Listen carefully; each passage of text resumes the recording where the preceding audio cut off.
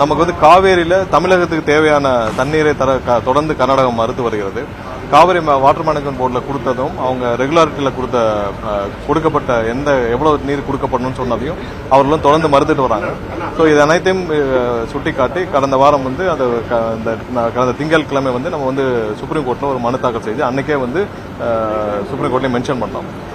விரைவில் வரும் திங்கட்கிழமை வந்து அந்த வழக்கு எடுத்துக்கொள்ளப்படுகிறது. நமக்கு தேவையான, அதாவது இதுவரைக்கும் அந்த ரெப்போ ரேட்டை வட்டி கொடுக்க வேண்டிய 37 டிஎம்சி மொத்தமாக கொடுக்க வேண்டிய டிஎம்சி வந்து கொடுக்க வேண்டும் என்று கேட்டு நம்ம வழக்கு பதிவு செய்துள்ளோம்.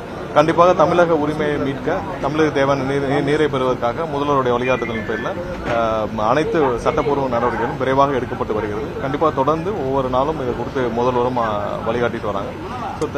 அடுத்தடுத்த கட்டத்தில் கண்டிப்பாக தமிழகத்துடைய உரிமையை நிலைநாட்ட நம்ம சட்டப்பூர்வமாக அனைத்து நடவடிக்கைகளும் எடுப்போம். வேற ஏதாவது கனிமொழி அவங்க வந்து அவங்க வந்து இந்தியா கூட்டணி இல்லைன்னு இருக்காங்க, அந்த கூட்டணியில இருக்காங்க. இல்ல, அவங்க ஆல்ரெடி முன்னாடி பாஜகவோட மறைமுக கூட்டணியில் இருந்தாங்க, இப்ப நேரடியாக கூட்டணியில் இருக்காங்க.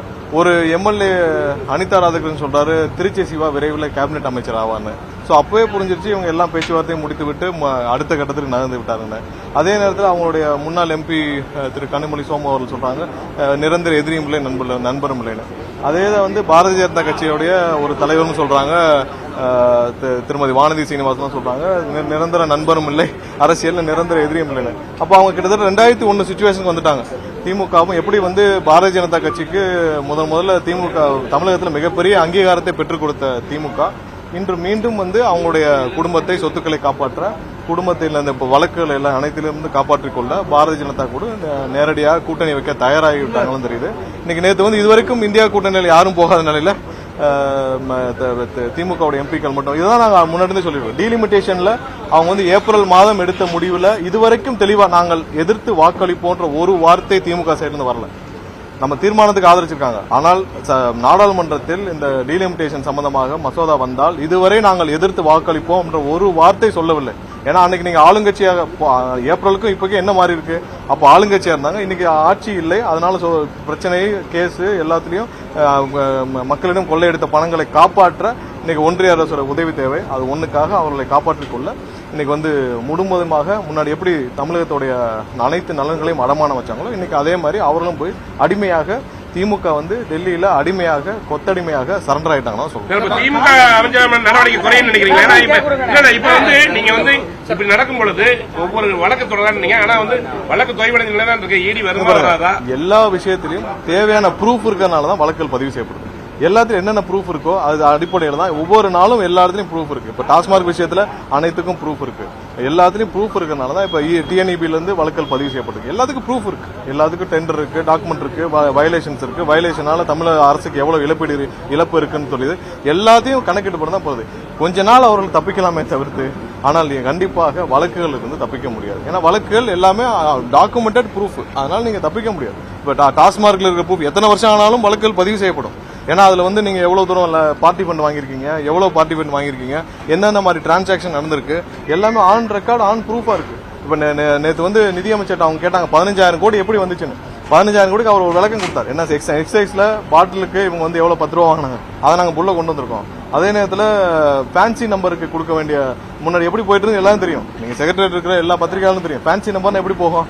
முன்னாடி இங்க போய் ஒரு பணத்தை கொடுத்து, டெய்லி பணத்தை கொடுத்து, அதுக்கான உள்ள ஒரு பார்ட்டி ஃபண்டை கொடுத்து ஃபேன்சி நம்பர் வாங்குவாங்க.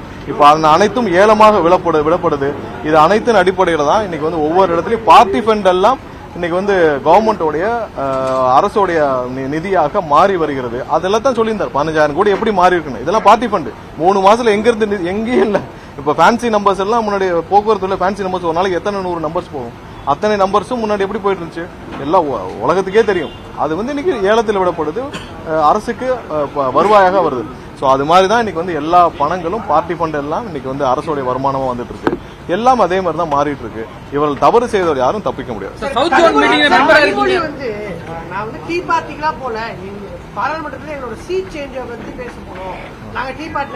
ஏன் அவங்களுக்கு வந்து டீ பார்ட்டி நடக்குதுன்னு சகோதரி கனிமொழி அவர்களுக்கு தெரியாதா?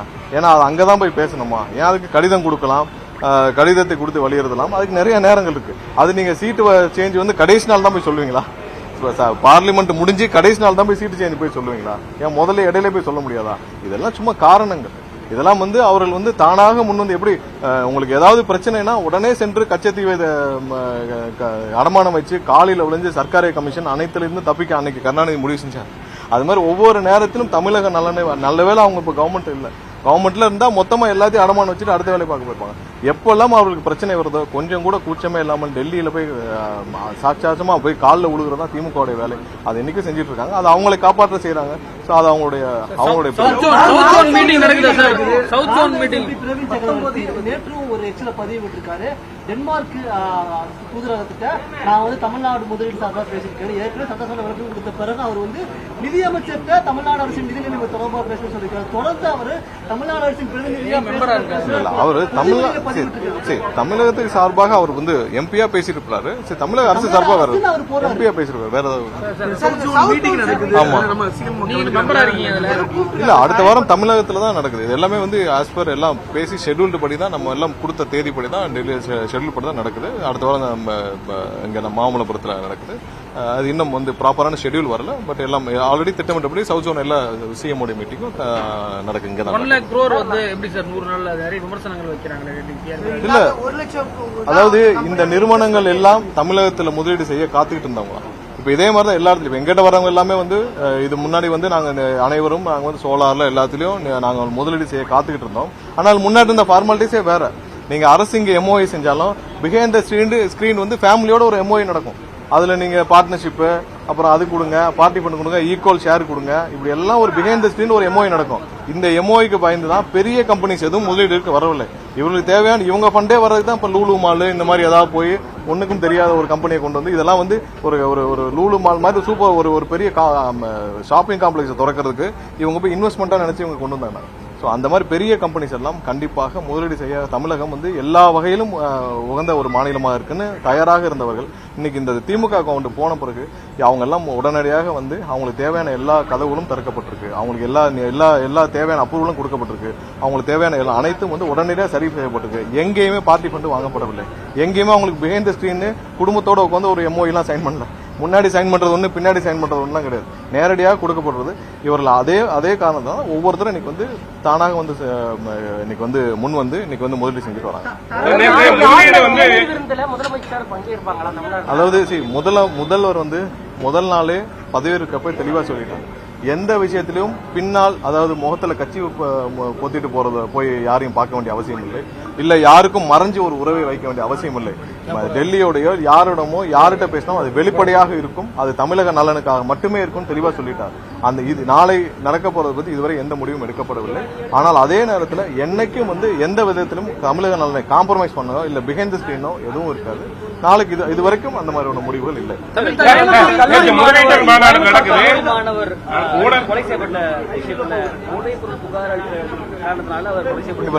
போதை மருந்துகள் கடந்த 5 வருஷமா எவ்வளவு தூரம் தமிழகம் முழுவதும் சர்க்குலேஷன் இருக்குன்னு தெரியும். அதுல கோயம்புத்தூர் கல்லூரிகள்ல இது மாதிரி கடந்த 2 ஆண்டுகளுக்கு முன்னாடியே ஒரு ஹாஸ்டல்ல ஒரு மாணவர் மரணம் அடைந்தார். நிறைய புகார்கள் உங்களுக்கு எல்லாம் தெரியும். போதை மருந்துகள் எவ்வளவு தூரம் சர்க்குலேஷன் இருக்கு. அது போதை மாத்திரைகள், சிந்தட்டிக் ட்ரக்ஸ் எல்லா இடத்துலயும் மெத்தப்பட்டமில் எல்லாம் இருக்குன்னு தெரியும். கடுமையான நடவடிக்கை எடுக்கப்படுது. ஆனா இந்த விஷயத்துல அவர் மாணவருக்குள்ள ஏற்பட்ட தகராறு, அவர் வந்து அந்த கல்லூரி நிர்வாகம் வந்து அந்த சம்பந்தப்பட்ட மாணவரை பரீட்சையில் ஏற்பட்டு அலோவ் பண்ணிருக்காங்க. அவர் நண்பர் வீட்டில் இருந்திருக்காரு. அவருக்குள்ள ஏற்பட்ட தகராறு, ஏன்னா அது சீனியர் ஜூனியர் தகராறு இருந்திருக்கு. அதன் மூலியமாக தாக்கப்பட்டிருக்கிறார். அதுக்கு ஹாஸ்பிட்டல் கொண்டு போய் தேவையான அனைத்து நடவடிக்கைகள் அனைவரும் கைது செய்துட்டே வராங்க. யார் யார் சம்பந்தப்பட்ட அனைவரும் கடுமையான நடவடிக்கை.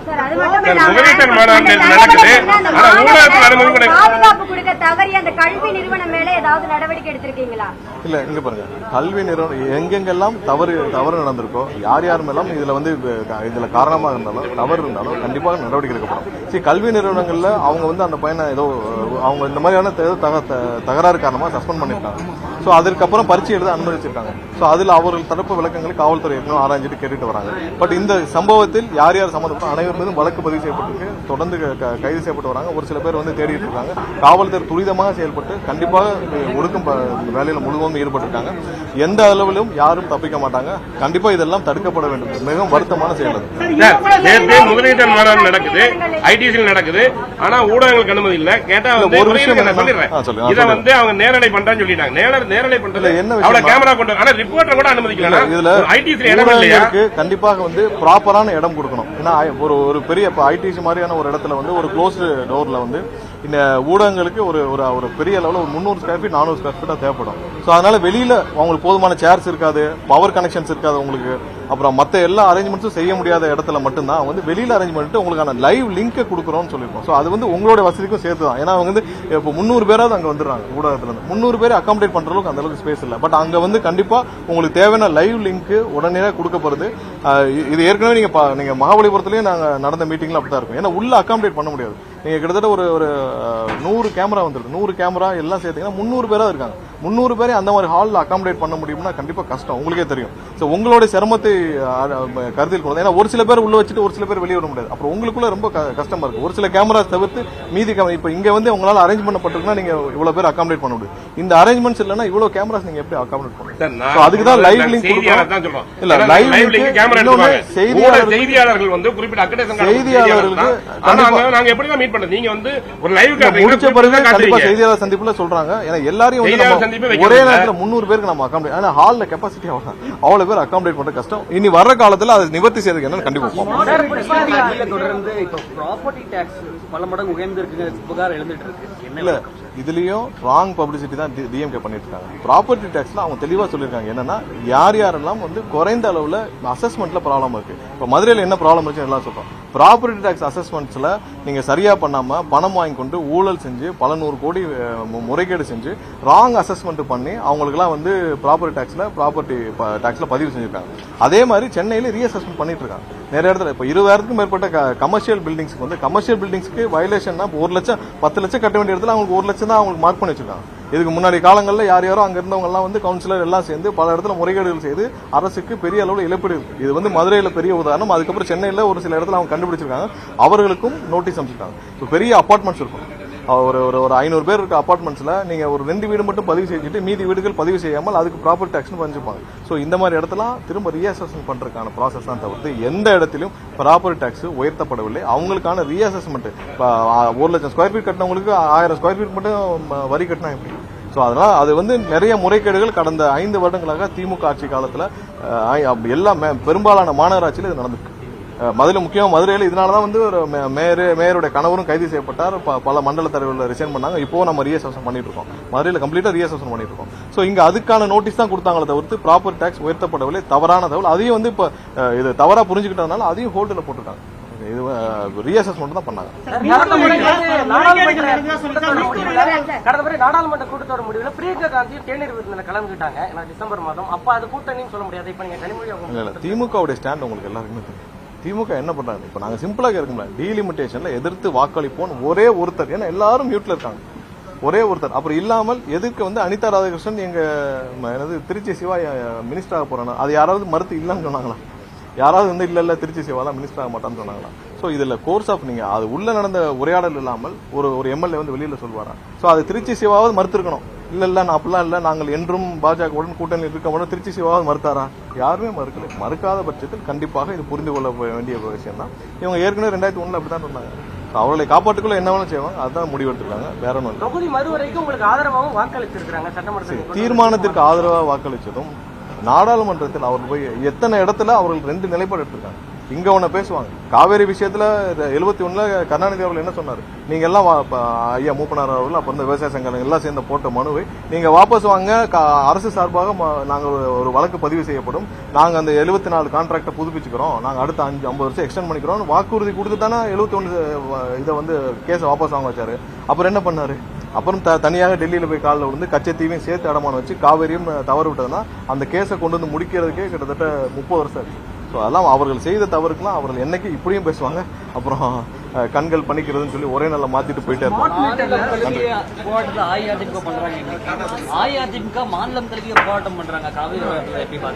இல்ல அதிமுக முதல்ல அவங்க கட்சிக்குள்ள இருக்கிற பிரச்சனையை முதல்ல முடிச்சுட்டு வரணும். எந்த அதிமுக? எடப்பாடி அதிமுகவா?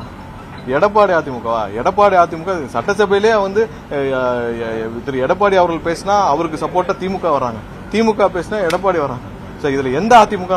எடப்பாடி அதிமுகவா? எடப்பாடி அதிமுகவுக்கு அவர் ஒரு 10 பேர் இருக்காங்க. அந்த 10 பேர் என்ன செய்யணும்? அந்த போராட்டத்துல பாதி பேர் கலந்துக்கலன்னு அவங்க கட்சியில இருந்து அனௌன்ஸ்மெண்ட் பண்ணிட்டாங்க.